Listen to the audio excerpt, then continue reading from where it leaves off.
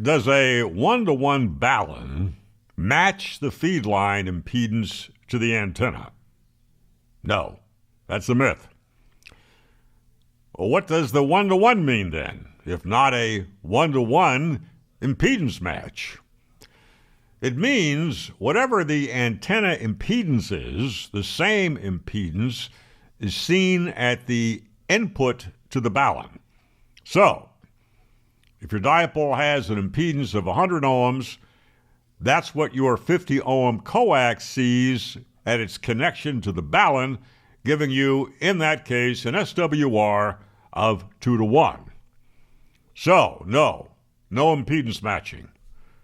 Well, then what good is it then?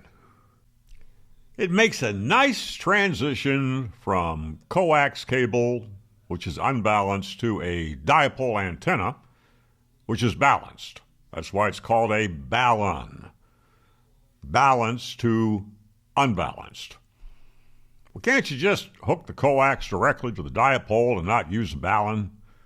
Well, sure you can. A lot of guys do, and they don't have any problems. But you might have problems. What kind of problems are we talking about here?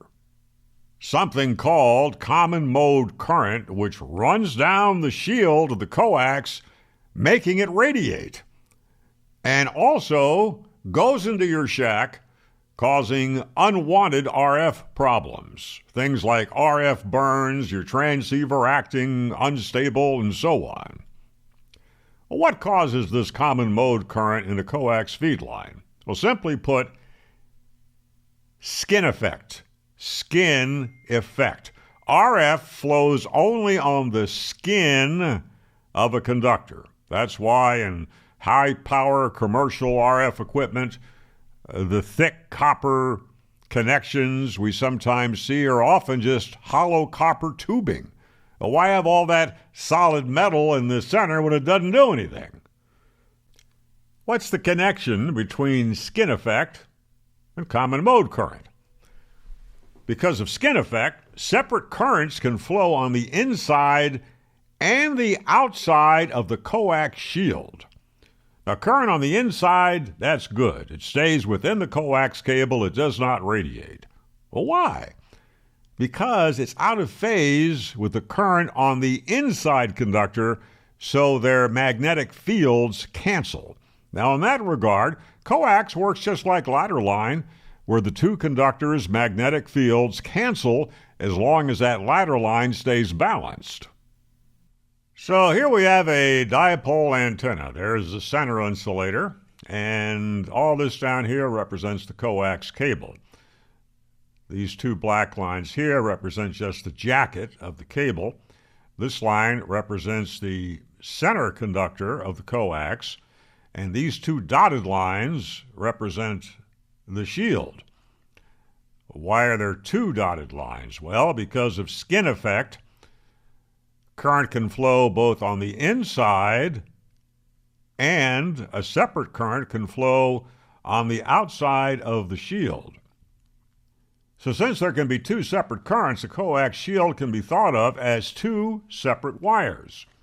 And what are these two wires both connected to? One side of your dipole antenna.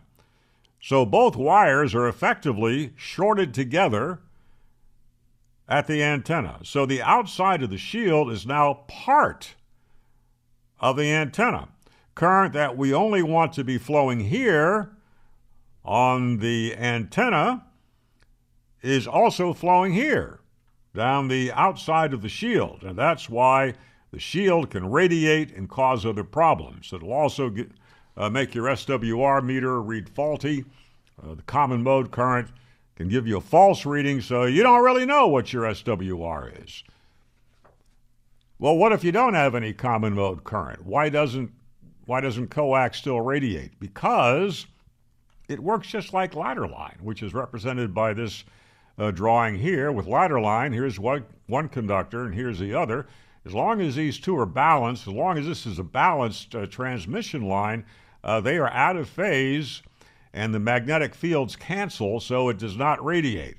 Well, coax works the same way. the center conductor and the current on the center conductor and the current on the inside of the shield are out of phase, so the coax cable will not radiate. So here's where the balun comes in. Deployed at the antenna at the feed point, it chokes off the common mode current from flowing down the cable. So instead of calling it a balun, we could call it a coax RF choke. It's also known as a current balun. Now, the good ones tend to be very simple. You can easily make one.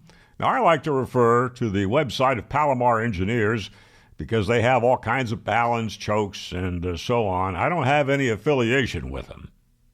Now, here's one type, just some snap-on RF chokes right over the coax. And here's another type, just the coax looped through this ferrite bead here, or ferrite ring, does basically the same thing. You can buy the ferrite and make one yourself. Make sure you have the right type of ferrite composition. They're not all the same. It varies according to what frequencies you're working with. Now, once you understand how these things work, it's not all that complicated. But if you believe myths, you're going to spend much of your time as a ham bumbling around trying to figure things out like, why didn't that balun that I just paid $100 for give me a perfect match? Or, why did I just get shocked by my CW key? Consider subscribing to this channel in 73.